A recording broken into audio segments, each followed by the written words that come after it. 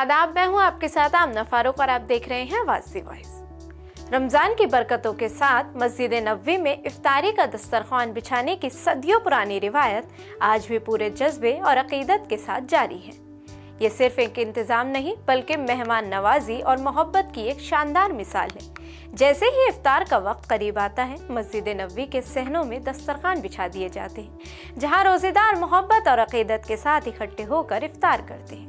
यहाँ आने वाले हर फर्द को इज्जत और एहतराम से खुशामदीद कहा जाता है और उनकी मुकम्मल रहनुमाई की जाती है ताकि वो आसानी से इफ्तारी में शामिल हो सके। ये इंतज़ामात हरमैन शरीफ की इंतज़ामिया की निगरानी में होते हैं, जो मखसूस अफराद को परमिट जारी करते हैं। हर साल माह शाबान में इन परमिट के लिए दरख्वास्तें ली जाती हैं और इनके लिए चंद ज़रूरी उसूल तय किए जाते हैं।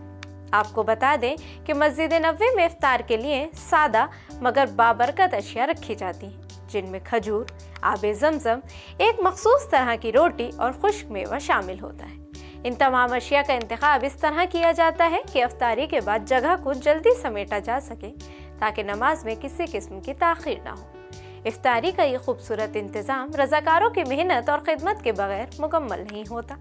वो न सिर्फ इफ्तारी की तैयारी करते हैं बल्कि ज़ायरीन को दस्तरखान पर आने की दावत भी देते हैं और उनकी रहनुमाई करते हैं। ये ईमान अफरोज़ मंजर रमज़ान की बरकतों को मज़ीद बढ़ा देता है। दुनिया भर से आए लोग एक जगह बैठकर भाईचारे और यकजहती का मुजाहरा करते हैं, जिससे मस्जिद नबवी की रूहानी फ़िज़ा और भी पुरनूर हो जाती है।